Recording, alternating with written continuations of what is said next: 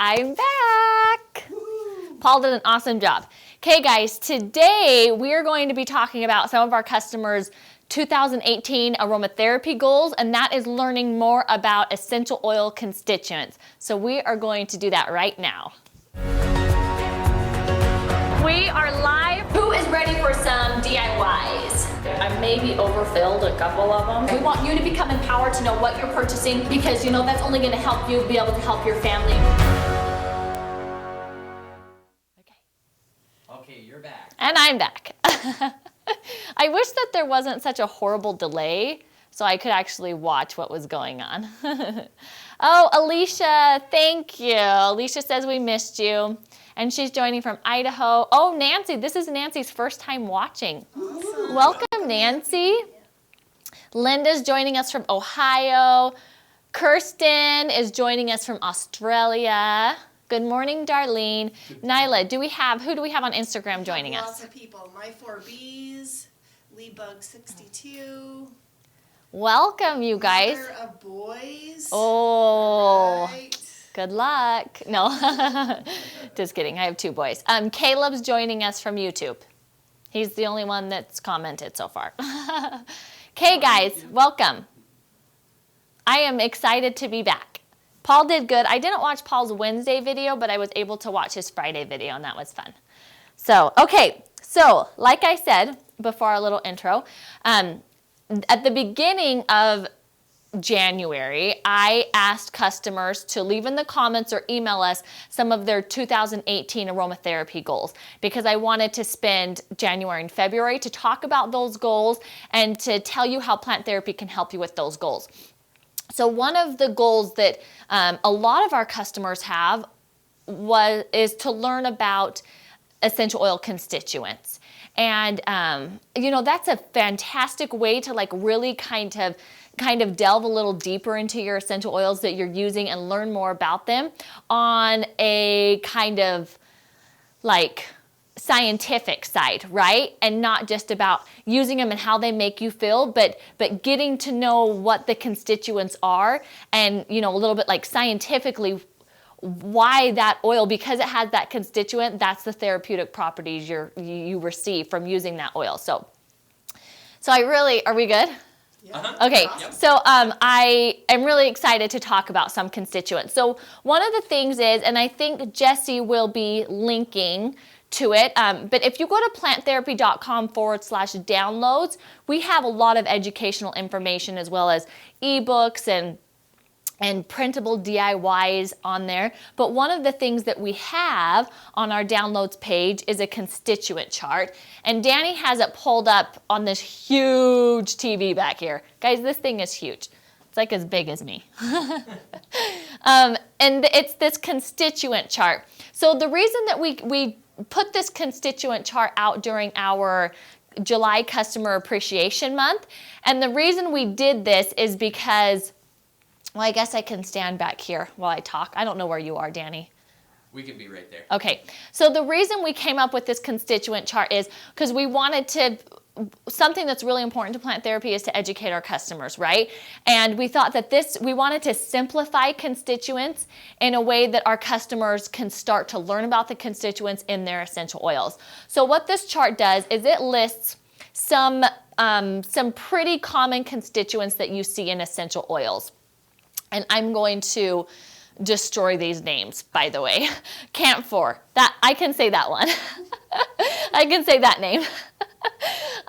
So that's a constituent. It's found in sage Dalmatian, and then also on it tells you, and it's also found in some other oils, but we listed the ones that the constituent was the percentage of that constituent was pretty high in that oil to give it its main therapeutic property. So even though camphor is found in other oils, it's a high percentage in sage. So that's why only one is listed in that one. Although when you get to like linalool, there'll be a lot more that are listed because it's a lot more common of a constituent. Anyway, so we list the constituent, we list some oils that constituent is found in at a higher percentage, and then we also list kind of the therapeutic properties of that constituent. So that's how this chart works, and it's 3 pages, I think. I think it's a 3-page chart. So like right here, 1,8-cineol. So 1,8-cineol is a constituent that helps with respiratory concerns, right? So clearing up breathing, respiratory problems. And it's also a constituent that can cause breathing problems in young children, which is why like eucalyptus, which is why like rosemary and eucalyptus are not recommended for young children because it can cause the breathing problems. So Rosalina is on here. It is a kid-safe oil, so that can be confusing, but it's the percentage of the 1,8-cineol in the oil that makes it safe or not safe for children. So even though Rosalina contains 1,8-cineol, it's at a low enough percentage that it doesn't have that concern compared to like a eucalyptus where it's going to be the majority of the oil is going to be the 1,8-cineol constituent, which causes it to possibly cause breathing problems, which is why it's not kid safe. So you can see there's a lot more oils listed under 1,8-cineol. And it says it's a strong chemical constituent supporting a healthy respiratory system, warming and soothing to the skin. So like I said, it gives that kind of the therapeutic property of the oil. So I wanted to point out, so something that one of the ways that you can use this is you can go and find an oil on here and look at the constituent and see what the therapeutic property is, and know that if the oil is listed under that constituent, that's going to be one of the main therapeutic benefits of using that oil. But another way that I thought you could use this is by going to Plant Therapy's website, and on our product pages, we have the GCMS reports for all of our single oils. And that's a great way for you to look at this information, compare it to the GCMS reports, and kind of break down the different constituents within the oil to get to know the oil a little bit better. So one of the ones that I did, I went and printed off the 3 GCMS reports that we have for Bergamot. And so the one that ends in 03 is our most current batch of Bergamot, but I just went ahead and printed all 3 of them off so we can just kind of compare, because each batch is going to be a little bit different. And so I did Bergamot. So let's see, we have limonene. Let me just, I'm sorry guys, this is all like backwards. Okay, am I scrolling up? I am. Okay, I need to scroll down. Okay, right here, limonene, okay? So it lists bergamot. Can they see this, Danny? Are you close? Yeah. Okay, so this is the constituent. It lists bergamot underneath it. And it says, a stimulating tonic, uplifting to the senses, great for supporting a healthy immune system, light and refreshing. Okay, so I go to Plant Therapy's GCMS reports and I pull it up. And the 3 batches that we have, limonene, is anywhere from 38 to 40% of bergamot. Okay, so all of the constituents within bergamot, limonene, and I might be butchering that, it makes up 38 to 40% of bergamot essential oil. So when you read it's uplifting to the senses, great for supporting a healthy immune system, light and refreshing, that is describing basically 40%, at least 40% of the oil, because some of the other constituents might also have those same therapeutic benefits. But that tells you, I mean, how many people have used bergamot? Light and refreshing, uplifting to the senses, those are like perfect descriptions for bergamot. And it's because that's what limonene does. That's the therapeutic properties of limonene. So it's really cool, okay? I'm going to see if we have any questions. Nyla, do we have any questions? So far the questions have been, where are the downloads again? Okay. And we've had people saying they're at the bottom of our website on the homepage. Yep, so yeah, scroll sure, you down. can go all the way down to the bottom and click on downloads, or you can just type in planttherapy.com/downloads and scroll down, and then you'll be able to see, it says like it's called Constituent chart. So click on the one that says Constituent chart. And on YouTube and Facebook, so if you have either one of those accounts, and probably Instagram, although you can't link on Instagram, so it's a little bit harder. But on YouTube and Facebook, we have the direct links to the constituent chart. So that way you don't have to find it on the downloads page. Jesse is putting the direct links to it. So let me see. Let's see. Oh, good. Angie says this is helpful. Good. Alicia says she loves bergamot. Guys, I don't know how to... Danny, I don't know. Sorry, guys. I just don't know how to scroll through the comments, so I can only see what's there. Yeah. I'm gonna sneak in here. Sorry. Thanks, Allie. Allie says, welcome back. So yeah, it's not. Yeah, I don't know how to do it. Here it doesn't. Here, I'm gonna give you my phone. So you have that, and you can. So really fast, Nancy's asking, do I need to dilute every oil for kids like lavender? We do recommend always diluting essential oils, and we recommend it for a couple reasons. One, you usually only need like 1 to 2 drops of essential oil in like, a teaspoon or a tablespoon, depending on the dilution, to make it like really effective and to make it really therapeutic, to receive those therapeutic benefits. So you're saving money when you're diluting and you're still getting the same benefits. And another reason is because essential oils are volatile, that means that they evaporate really quickly. When you are not diluting it, they're evaporating at a faster rate than they're going into your skin. So by diluting it in a carrier oil, it's keeping it on your skin longer, which allows you to get more therapeutic benefits. And another reason, because it's volatile, meaning, like I said, it evaporates really quickly, it also can be very drying to the skin. So by diluting it, it's also going to prevent it from drying your skin. So those are some of the reasons why we recommend always to dilute. So Tammy J97 wants to know why it's not always good to pair 2 lineals together for a better effect. So I'm not really sure I understand that question completely, because often that's how synergies are created, to up certain constituents to make it more effective. And that's why often synergies are more effective than a single oil. So I actually think kind of opposite of that often essential oils are combined with these therapeutic benefits to increase those therapeutic properties to make it more beneficial than just the single oil by itself. So if that doesn't make sense, maybe email our aromatherapist at aromatherapist@planttherapy.com, and you can kind of explain a little bit more what you're asking, and maybe they can go into more information. But that's just from what I'm understanding from what you're saying. Okay, let's see.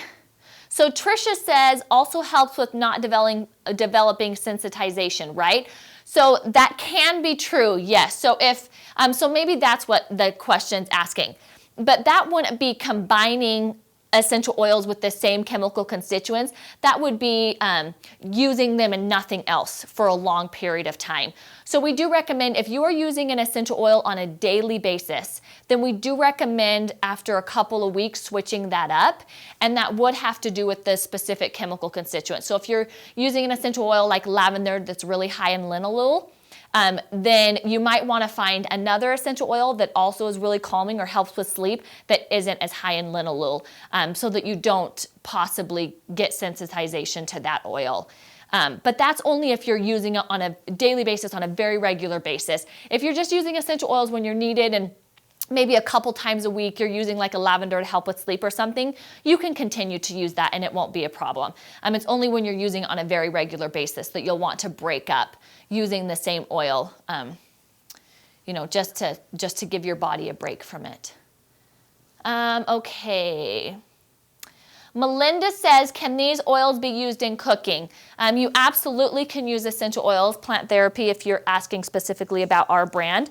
You absolutely can use the essential oils in cooking. When you use essential oils in cooking, I wouldn't recommend using all, I know I'm sitting here tripping, I'm sorry guys. I wouldn't recommend using all essential oils in cooking. But some of them, like you can use lemon, you can use oregano. There are some that you can use in cooking that a lot of people do like to cook with. When you do that, you are usually using a very, very tiny amount, like 1 to 2 drops in a whole meal, and the oil is being evenly distributed through the food, so it's well diluted. But I personally don't usually use essential oils in cooking just because I think like the fresh herb or something tastes a lot better, or the fresh like lemon rind tastes a lot better. But there are people who do, and you absolutely can do it safely. If you have more questions on that, you can email our aromatherapist at aromatherapist@planttherapy.com, because they can go on a lot more information than I like to when on these live videos when we're talking about some specific things.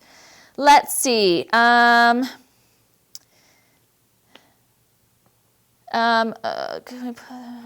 Okay. Okay, so limonene and bergamot, okay? Stimulating, tonic, uplifting to the senses, great for supporting a healthy immune system, light and refreshing. Okay, so another one is linalool acetate. Also lists bergamot. It says it's a calming constituent, it's supportive of mental wellness, and it's grounding. On all the 3 GCMS reports that we have, this chemical constituent ranges from high 28% to high 29%. So it's just right around 28, 29, 30% on all of the GCMS reports. So again, that's going to be 30%, about 30% of the chemical makeup of bergamot is linalool acetate, that is a calming constituent and is supportive of mental wellness and grounding. Okay, so those who use bergamot, a lot of people sometimes have questions on how can an essential oil be uplifting and also calming.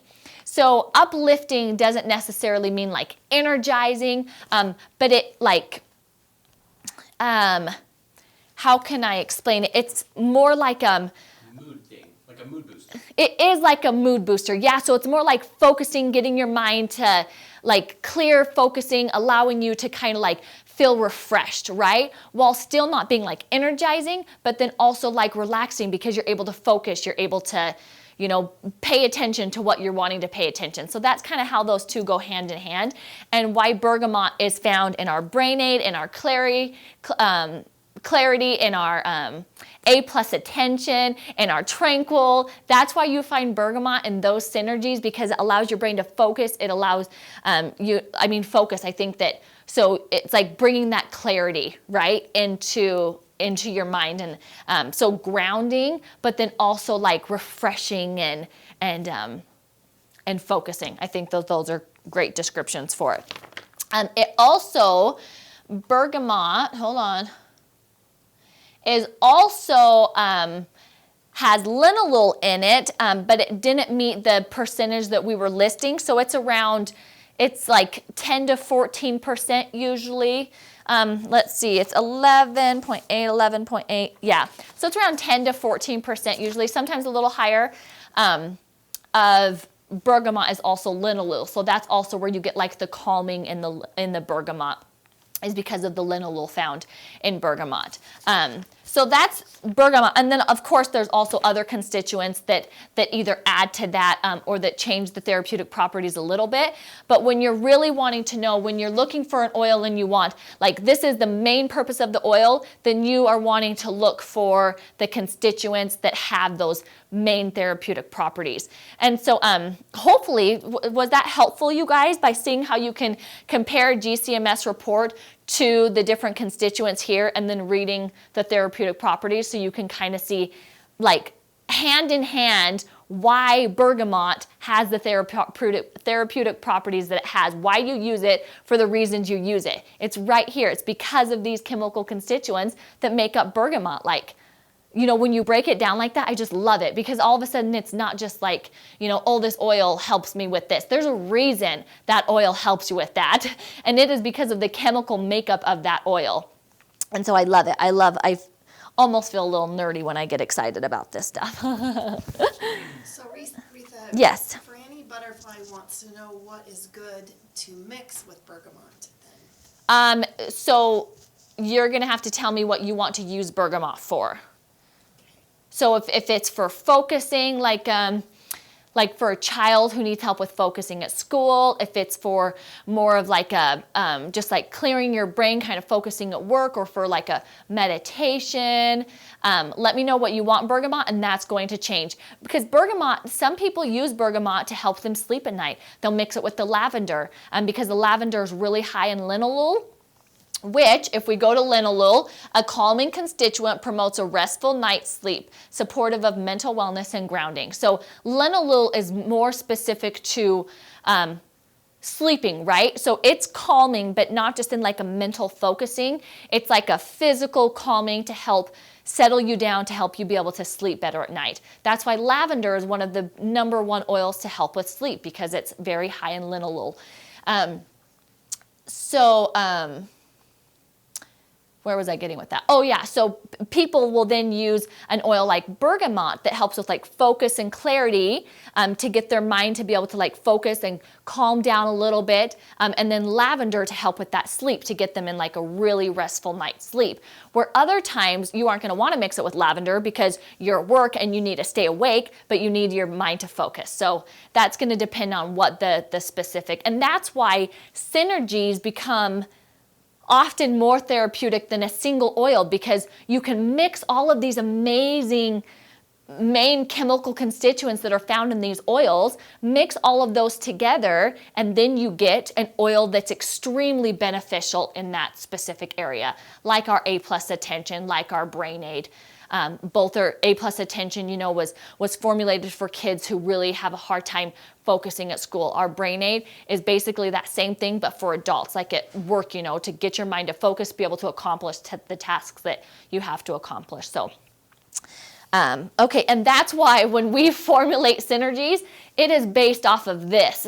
It is based off of the constituents. When we're formulating Synergies, we are looking at our GCMS reports, and we are breaking all of those constituents down, as well as making sure that the oils obviously smell good together, because it doesn't matter how therapeutic it is. If it's extremely stinky, nobody wants to use it, right? So it's a great combination of therapeutic properties and combining all these constituents within these oils, as well as making it smell great. So let's see. Tammy J 97 wants to know where she can find the ideal percentages for individual constituents.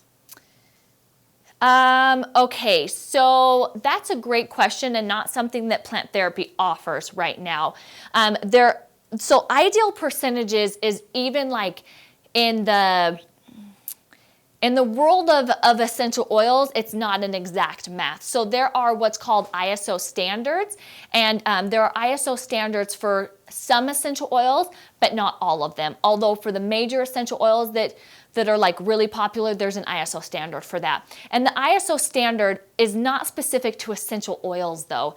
And so even though it's something that we look at when we are making sure that the essential oil meets all of Plant Therapy's criteria as not only a pure oil, but of the highest quality. We're looking at those ISO standards, but ISO standards aren't something that you can just pull up. It's usually, you have to usually be part of a database, and that usually costs money, and sometimes a lot of money to be part of that database to get those ISO standards. Plant Therapy is working on coming up with kind of our own standards. So that's hopefully something that we can offer our customers sooner than later. But kind of in the world of essential oils and the world of like fragrances and all of that, there is a thing called ISO standards that has those standards. But again, it's not something that if an oil doesn't follow those standards, sometimes we might still purchase it if it's off just a little bit, and we know why, and we work with the chemist and Robert Tizerin to make sure that that oil still is of the highest quality and absolutely pure. But so there really isn't anywhere that you can just go unless you want to pay to be in those databases of ISO standards. But Plant Therapy is working on something that we can hopefully provide our customers so you can see how we do it, how we decide after looking at these GCMS reports. Let's see. Diane was asking on Facebook, she was saying, okay, yeah. What is in lavender that, oops, I may have lost it, that has the opposite effect for people that, like, some people will smell lavender and it actually keeps them up? Yeah, so nothing that I am aware of. And I actually recently saw, it probably was a couple months ago, a post by Robert Tizerin, and he can correct me if I'm wrong, but my understanding of this post was he was saying that there is no chemical constituent or like really any scientific reason why people have that opposite effect. So it's nothing specific to lavender oil that I am aware of, and my understanding that Robert Tizerin is aware of, but he can come on and correct this if it's wrong. But that was my understanding based off of his post. And as far as I personally know, there's nothing actually in lavender that gives it that opposite effect. So my guess is that everyone, no matter what, reacts to things differently. So even though these constituents are known to have these therapeutic properties, we are all individuals, right? Some people are allergic to something where some people aren't. Some people are more sensitive to something where some people aren't. Some people love green beans and other people think they taste disgusting, right? So we're all different. And my mother-in-law hates watermelon. She hates it. And in my mind, I think, how can someone hate watermelon? Like, it's delicious, right? Like, I can't even fathom it, but she hates it. She does. So I think it really just has to do with that. I think we're just all individuals and have different makeups in our body, and I think some people just react differently. And since linalool is the highest constituent, I would assume it has something to do with the way people react to linalool, but that's just an assumption. I actually don't know. But there isn't anything in lavender that actually is known to do that. Some people just, it happens to, and I don't know why. So that wasn't helpful, but No, that's perfect. good. So we have another question. If you're going to mix an essential oil with a lotion, Okay. she said some people just put the essential oil in their hand and then pump lotion in it and then put it on. Should they mix the oil first in the lotion, or how should they best do that?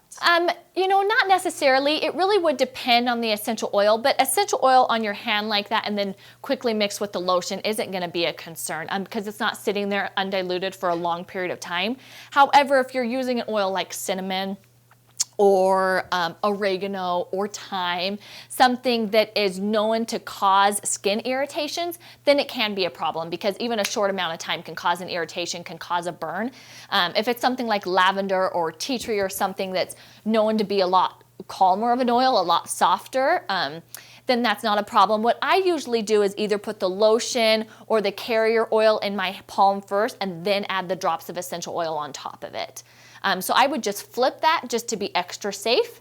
But again, it's not that big of a deal, but you can just quickly flip it and do the lotion or the carrier oil first and then add the drops of essential oil on it, and that's just going to take any concern away. Let's see. Okay, let me see if... Yes, Alicia, hence why all oils are not a one-size-fits-all. You have to learn what oil works best for you. You have to, learn about these oils and start using them and figure out what works best for you, because each person is really individual. Let's see. Christine says, is that chart posted on the blog? You know, I do believe it is in a blog post, but it's going to be easier if you just go to planttherapy.com/downloads to find it, because I don't know what blog post it is, but I do believe it is found in a blog post. You can maybe search Constituent chart on the blog and see what pulls up, but it's at planttherapy.com/downloads is where you can find it. And it's in the, is it the education? Anybody know? Because there's different sections. There's like, I don't know where Danny's. Browser is. I found it. Danny loves it when I just sit here and search on his phone. Okay, let's see. I'm going to, because I don't know the name of it off the top of my head. So I went to planttherapy.com/downloads, /downloads. I mean, so we have, so at first it has the DIYs. And those are all the, infographics. So it's under infographics. And then it just says constituent chart. You click on that one, and that's what that pulls up. So it's under the infographics section of the planttherapy.com/downloads page. Okay, let's see. Christina, it's okay if you're super late. There's a lot of, I think, educational information, a lot of great information, so you can come back and watch it. Let's see. Allie says, this is very helpful. I feel like this will be better to help me know which oil to use. Great. That is really the point, because when you guys are looking for an essential oil to use, one of the best ways that you can do that is go to our product page, click on the GCMS reports, pull that up, look at the main constituents, go to this chart, find the main constituents, and look at to see what the properties are. And then you can start combining it. It's also a great way. I know one of the essential oil goals for our customers is also to learn how to make their own synergies. So we will be talking about that more, but this is a great like 101 on how to make your own synergies, right? And that's looking at those constituents, combining those to, you know, you, like I said, you know that linalool is restful, but you also have a hard time focusing your mind at night because it's running like crazy. You know that bergamot helps with that, so maybe add bergamot and linalool together to make it, you know. And that's why Relax is great for me, because it's not just oils that help with sleep, but it's also just, you know, calming kind of focusing oils, which helps my mind settle down to be able to fall asleep. So that's how you kind of start to combine these different single oils to make these blends. But we will have another live where we go more into detail about that. Our Instagram watchers are loving this new knowledge. Yay, good. That makes me so happy. Sarah says, Retha, do you prefer singles for more control or synergies for convenience?